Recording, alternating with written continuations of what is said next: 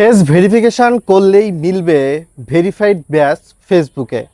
সাম্প্রতিক সময়ে আপনারা হয়তো বা অবগত রয়েছেন যে ফেসবুকে ব্লু টিক ভেরিফাইড ব্যাচ এটা ইউজ করতে গেলে কিন্তু বাংলাদেশ থেকে মান্থলি প্রায় 800 থেকে 900-র মতো সাবস্ক্রিপশন ফি ফেসবুকে দিতে হয়।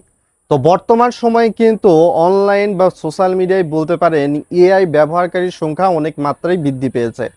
তো এখন ফেসবুক কিন্তু ফ্রিতে ভেরিফাইড ব্যাচ দিতে যাচ্ছে, কেননা এই অ্যাকাউন্টের পিছনে সত্যিকার অর্থেই যে একজন ব্যক্তি আছে, একাধিক ব্যক্তি নেই, এই বিষয়টাকে বোঝানোর জন্য। এই ফেসবুকের ফ্রি ভেরিফাইড ব্যাচ আপনার কিভাবে মিলবে, চলুন বিস্তারিত জেনে আসি। ভিডিওটা লাইক শেয়ার করে সকলকে জানিয়ে দেওয়ার রিকোয়েস্ট করছি।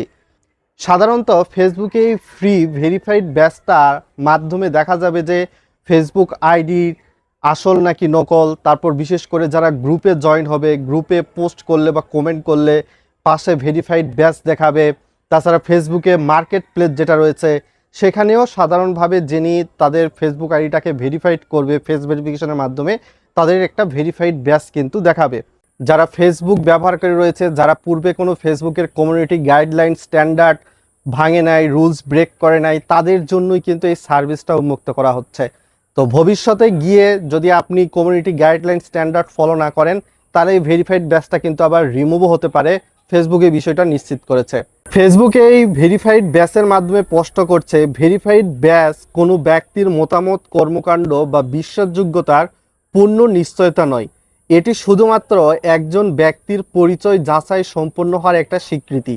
তো এই ভেরিফাইড ব্যাচটা কিন্তু ফেসবুকের ব্লু টিক ভেরিফাইড ব্যাচ না হলেও একটা ভিন্ন ধাঁচের ভেরিফাইড ব্যাচ আসতে যাচ্ছে। স্ক্রিনটা ফলো করলে দেখতে পারবেন, এটা ইউজ করা যাবে। তো এইটার মাধ্যমে দেখা যাবে যে যে একজন ফেসবুক অ্যাকাউন্টধারীর কাছ থেকে ফেসবুক কোনো টাকা পয়সা নিবে না।